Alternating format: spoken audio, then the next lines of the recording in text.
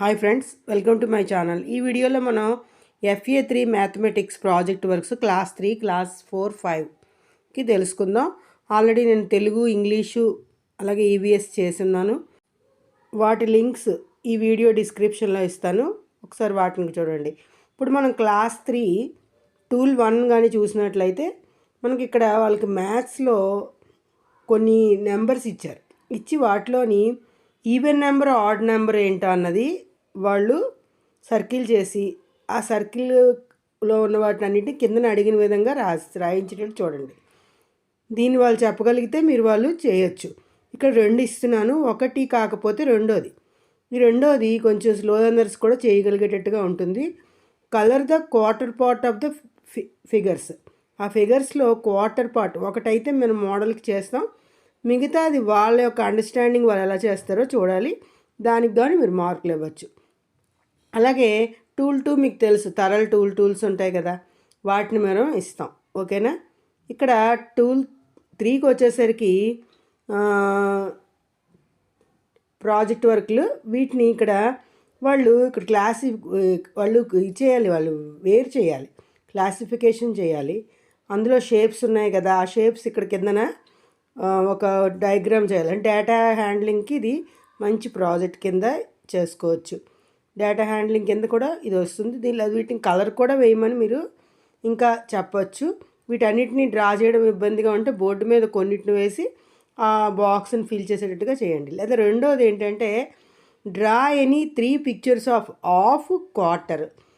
Of అనేది ఏ విధంగా చూపిస్తాము, క్వార్టర్ అనేది ఏ విధంగా చూపిస్తామో వాళ్ళు ఒక 2 పిక్చర్లు కానీ 3 పిక్చర్లు కానీ డ్రా చేసేసి వాటికి కలర్స్ వేసేటట్టుగా మీరు చేయించాలి. దీని ద్వారా పిల్లవాడికి ఈ ఫ్రాక్షన్స్లో ఆఫ్, క్వార్టర్ అనేది ఎంతవరకు అవగాహన అయిందో మీరు ఈజీగా తెలుసుకోవచ్చు. ఈ రకంగా మీరు ఈ రెండిట్లో ఏదో ఒకటి తీసుకుని 5 మార్క్స్కి ఇవ్వండి. వాటి ద్వారా విద్యార్థులు ఎలా చేస్తున్నారో మీరు కొంచెం అబ్జర్వ్ చేసుకుని 1, 2, 3, 4, 5కి వాళ్ళకి ఎన్ని అలర్ట్ చేద్దాం అనుకుంటున్నారో వాళ్ళు రాసే విధానాన్ని బట్టి మీరు అలర్ట్ చేయొచ్చు. ఇప్పుడు క్లాస్ 4 కానీ మనం చూసినట్లయితే క్లాస్ 4కి సంబంధించి టూల్ 1లో మనకి సింప్లిఫై ద ఫాలోయింగ్ ఎక్స్ప్రెషన్. ఇక్కడ డీమాస్ రూల్ అప్లై చేసి స్టెప్ 1 ఏంటి, స్టెప్ 2 ఏంటి, స్టెప్ 3 ఏంటి, స్టెప్ 4 ఏంటని విద్యార్థి విడివిడిగా స్టెప్పులు వేసేటట్టుగా మీరు ప్రోత్సహించాలి. ఆల్రెడీ ఇలాంటి ఎక్సర్సైజులు మనం బుక్లో ఒక 6 7 వాళ్ళకి ఇవ్వడం జరిగింది. కనుక మనం 1 2 ప్రాక్టీస్ చేయించుంటాం. దాని ప్రకారం ఇది ప్రాక్టీస్ చేయించి వాళ్ళ చేత రాయించాలి. అలాగే టూల్ 1లోనే మనకి ఇక్కడ డివిజన్ సెంటెన్సెస్ ఉన్నాయి. Right division facts for the following multiplication facts అని, డివిజన్ ఫ్యాక్ట్స్ అని చాలా ఇంపార్టెంట్. ఇవి చాలాసార్లు మనం వాళ్ళ చేత ప్రాక్టీస్ చేయించాం. ఈ 3rd క్లాస్లోనే వాళ్ళకి ఉన్నది కనుక దాన్ని రాయించాలి. అలాగే ప్రాజెక్ట్ టూల్ 3 ప్రాజెక్ట్ వర్క్లకు వచ్చేసరికి observe the above picture and fill the table. ఇక్కడ టేబుల్ ఫిల్ చేసేటప్పుడు మీరు ఏం చేయాలంటే ఆ నెంబర్స్ కూడా ఇవ్వాలి. బ్లూ ఎంత, రెడ్, ఎల్లో, గ్రీన్ అనేవి ఇస్తే ఆ నెంబరు టాలీ మార్క్స్ వాళ్ళు వేస్తారు. ఇక్కడ నెంబర్ అనేది వాళ్ళు ఇక్కడ గ్రాఫ్లో వాళ్ళు వేసుకునేటట్టుగా మీరు చేయించవచ్చు. అది 1, 2, 5, 15 అలా వేయించుకోవచ్చు వాళ్ళ చేత. రెండోది టూల్ 3కి ఈ రెండిట్లో ఏదో ఒకటి మాత్రం ఇవ్వండి. రెండోది right the division facts and multiplication facts. ఇది మనం టూల్ 1లో కూడా ఇచ్చాం కదా, ఇది చాలా ఈజీగా స్లో లెర్నర్స్ కూడా రాస్తారు. ఇక్కడ 2 ఇచ్చాను, ఆ 2 రాయించండి. ఇప్పుడు క్లాస్ 5కి వచ్చేసరికి ఇక్కడ మీకు టూల్ 1లో అది ఇక్కడ ప్యాటర్న్ ఉంటుంది. ఆ ప్యాటర్న్ చూసి వీటిని యూజ్ చేసుకుని, అంటే circle, triangle, square, rectangle use చేసుకుని విద్యార్థులు ఇక్కడ ప్యాటర్న్ సరిగ్గా రాయాలి. ప్యాటర్న్ ఒకటే కాదు, అక్కడ ఇండికేషన్స్ కూడా ఉన్నాయి. ఆ ఇండికేషన్స్ కూడా ఫాలో అవుతూ విద్యార్థులు సరిగ్గా రాస్తున్నారా లేదా అన్నదానికి మీరు టూల్ 1లో ఈ ప్రతి ప్యాటర్న్ కరెక్ట్గా ఉంటే మీరు వాళ్ళకి మార్క్స్ ఇవ్వచ్చు. ఇక్కడ 5 ఉన్నాయి కనుక మీకు ఈజీగా ఒక 4, 3, 2, 1 కరెక్ట్ అయినప్పుడు దాన్ని మీరు చక్కగా చేయించండి. ఇది ఒక టూల్ 1కు 1 తీసుకోండి. అలాగే టూల్ 1లోనే మనం రెండోది కూడా ఇస్తాం. ఇది ఇక్కడ classify the angle given below. ఇవన్నీ టెక్స్ట్ బుక్లో ఉన్నవే.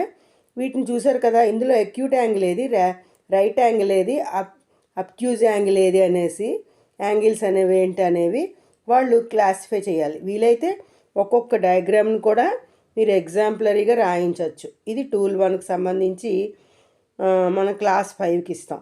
ఇప్పుడు టూల్ 1లోనే మనకి అయిపోయిన తర్వాత టూల్ 2 అనేది థరల్ శాంపిల్స్ ఉంటాయి, వాటిని మీరు టెస్ట్ చేస్తారు.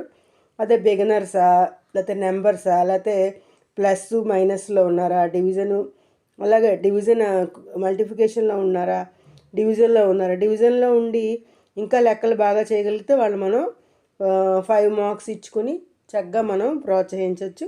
అలాగే వాళ్ళు లెవెల్ 5లో ఉన్నారని కూడా చూపించుకోవచ్చు. ఇప్పుడు మనం టూల్ 3 ప్రాజెక్టులు ఏంటో చూద్దాం.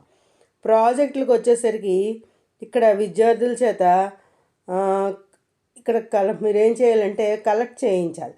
వాళ్ళ క్లాస్లో ఉన్న పిల్లలు ఒక 21 మెంబర్స్ ఉన్నారనుకోండి, వాళ్ళకి ఫేవరెట్ హీరో ఎవరు, ఫేవరెట్ యాక్ట్రెస్ ఎవరు, ఇలా ఫేవరెట్ క్రికెట్ ప్లేయర్ ఎవరు, ఇలా మీరు కలెక్ట్ చేయించాలి. చేసిన తర్వాత వీళ్ళకి హీరోస్ ఫేవరెట్ యాక్టర్ ఎవరో అన్నది, ఎవరు వచ్చారో వీటన్నిటికీ ఒక బార్ గ్రాఫ్ కింద రెడీ చేయాలి.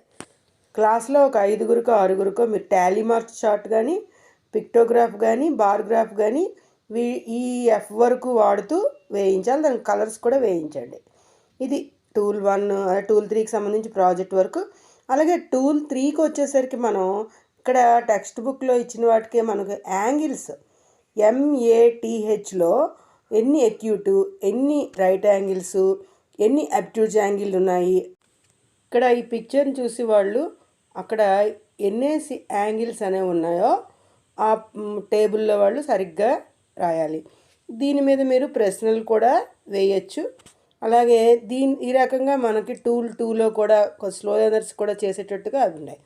టూల్ 3కి ఇక్కడ మీకు ఇంకోటి ఎగ్జాంపుల్ కూడా ఇస్తున్నాను. అదేంటంటే check whether the sentence true or false. ఇది స్లో లెర్నర్స్కి చాలా యూస్ఫుల్గా ఉంటుంది. ఇది చాలా ఇంపార్టెంట్ కూడా. A ray has a definite length, a ray has a one end point. ఈ రకంగా వాళ్ళు చదివి ఇది ట్రూ ఆర్ ఫాల్స్ అని నింపగలిగితే 5 మార్క్స్ ఇవ్వచ్చు. మీరు ఇక్కడ చాయిస్లో ఏమైనా 2 ఇచ్చినా విద్యార్థులు చేసేటట్టుగా చూడండి. ఈ రకంగా 5th క్లాస్కి టూల్ 1కి సంబంధించి, టూల్ 3కి సంబంధించి ఈ విధంగా చేస్తారు.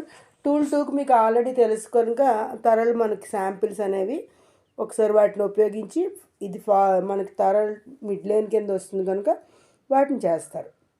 అయితే ఇవన్నీ మీకు 4 సబ్జెక్టులు కూడా విద్యార్థులతో ప్రాక్టీస్ చేయించుకుని పరీక్ష రోజు కాకుండా పరీక్ష కన్నా ముందు రోజే పెట్టుకున్నట్లయితే మీకు ఆ పరీక్షలు దిద్దుకోవడానికి చాలా ఈజీగా ఉంటుంది. Okay friends, thank you.